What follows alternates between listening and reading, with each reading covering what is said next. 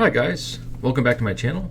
Today's video, I wasn't gonna make a review of 2K Battlegrounds, but because I wanted to give it a few weeks, because if you've seen my past videos, I'm not happy how they decided to use the microtransactions and block any progress of unlocking stuff while playing offline, which makes the Switch version very limited, but if you're on console, I guess it's fine. Anyway, so after giving it it's been like 2 weeks, hoping they would change it. They haven't. I figured, what the heck, I might as well review it now and give my thoughts on it, because I've played pretty much every wrestling game since the original PlayStation. Yes, even the 64. I even played a couple on NES. I've played lots. I haven't played every one of them, but I've played a lot. But anyway, let's get into the review. First category is art style and graphics. The art style is like the old toys from the 80s. Cartoony and goofy, but still fun to look at. Seeing Undertaker and the rest of the superstars look like that is hilarious. The graphics are not perfect, but work really well with what the art style is trying to get, and I really enjoy how they look.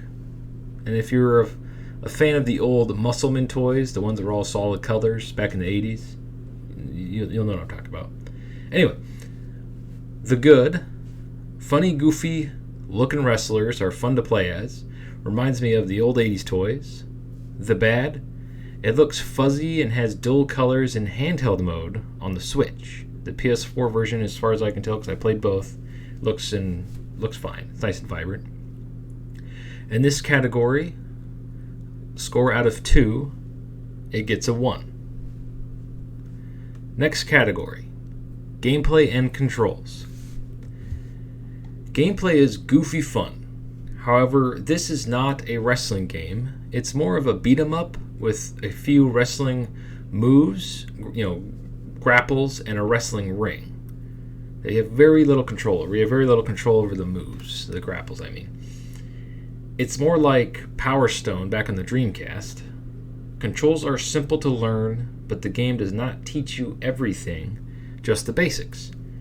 You have to look online for a full list of moves. It has a block button that also acts as a parry button if you time it correctly. And as far as I can tell, there is no dedicated reversal button. A prompt just shows up randomly for you to counter. And I think it's tied to your stamina. And if you're because I played mostly as an all-rounder, and I read that if you're a technical wrestler, that you have more opportunities show up to reverse. They should have just given us a reversal button like every other wrestling game ever made. Well, maybe not all of them, but most of them. Let's see here. The good, simple to learn, controls laid out well to the controller. The bad, no full moves list, very little control over your grapples, and no dedicated reversal button. In this category, out of a score out of possible of 2, it gets a 1. Next category, story and purpose. The story mode is bare bones and told through comic strips. Paul Heyman recruits Stone Cold to seek out new wrestlers for the Battlegrounds. Why you can't use your created wrestler in this mode baffles me. Instead, you play as a made-up wrestler from the dev team, or wrestlers, that use creation parts unavailable to you, so they actually look way better than anything you can make at the start. And as at the time of this writing, correct me if I'm wrong in the comments, you cannot unlock their parts yet. Maybe later when more DLC comes out, hopefully, because right now you can't color the parts. It's very limited. I mean, what were they thinking? And then they charge you for character, creation slots. So character creation slots. You have to pay to unlock those. I mean, you can use in-game currency, but you also, why would you need them? You can't really make anything. Anyway, so your purpose is basic. Just win matches. So to sum up, the good in this category, story has some funny moments. I love the concept. The bad, the story is told through comic strips in what I would call lazy fashion. Can't use your own created wrestler in the mode, which still baffles me. In this category, out of 2, it gets a 0.5. Next category, sound and music. The main menu music gets old in about 30 seconds. This is not another story. This is not another drill, blah, blah, blah. It's stuck into my head now. I can't get it out of my head. But the battle arena music is awesome and adds to the experience. The sound effects fit the game perfectly. Punching and tossing your opponent feels devastating with the sound effects. It is the one thing this game did masterfully, in my opinion. Now, to sum up the good, everything but the bad, the god-awful menu music. In this category, I give it a 2 out of 2. Bugs and performance. So far, the only bugs I've seen are when playing matches of more than 2 wrestlers. Sometimes the AI doesn't know what to do, and other times they all gain up on the player, making you want to throw the controller against the wall.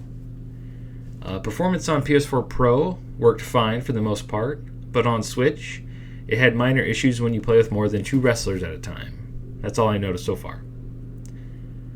Now to sum up the good. Runs well during 1v1 matches on Switch. PS4 Pro, all of it seems to run good in all match types and modes. The bad, the frame rate dips and performance issues with 4 superstars in the ring on the Switch, as expected. Sometimes the frame rate will dip so low that it was like it was like a comic strip. It was like I thought the game was going to crash, but it didn't. It managed to correct itself, but it's pretty bad on the Switch, especially in tornado matches. Holy crap. Normal tag matches, it's not so bad, but in tornado matches where everybody's doing stuff at the same time, it really chugs. And in this category of bugs and performance, I give it a 1 out of 2. Now, my final thoughts. With what this game could have been, I am very disappointed in the lack of options in create mode. And how you can't earn any money or access your created wrestlers offline. To me, that makes the Switch version pretty much pointless. If you play on PS4 or Xbox One, that's probably not a big issue because your console is at home and probably connected to the internet at all times. They made the game this way to try and entice you to buy the paid currency to unlock stuff, which, in my opinion, ruins the game. Now, don't get me wrong, I don't mind unlocking stuff, I have no issue with that, but to limit the game in this way just to try and make a few bucks is a disgusting practice. This should just be a free-to-play game, and then this model wouldn't matter. They could do it this way. The foundation is here for what could be a great spin-off title for wrestling games. I hope they remove the online requirement, or at least add way more character creation options. And don't forget, when they shut down the servers, in a few years, I know it won't be anytime soon, but keep this in mind, you basically won't be able to earn or unlock anything, making the game virtually unplayable. Sure, you can play offline, but I sure hope you have everything unlocked beforehand, otherwise, you're SOL. So the final score, if we add all these up, I give it, out of 10, a 5.5. What are your thoughts on this game? Do you hate my score? I gave it 2 weeks to hopefully they turn it around, and it looks like this way of having to stay online all the time is going to stay. I would love to change it if they ever change it, but yeah. Anyway, thanks for watching. I really appreciate all the feedback on my other videos and how fast my tiny channel is growing in just a few months. It's really inspiring and everything. I'm trying to figure out my identity on this channel. Like, I don't know if I want to do reviews or if I want to cover wrestling games or if I want to cover games like Ark. I'm just messed around with a bunch of different things, trying to figure out what I want to do. So thanks for sticking with me, and stay frosty.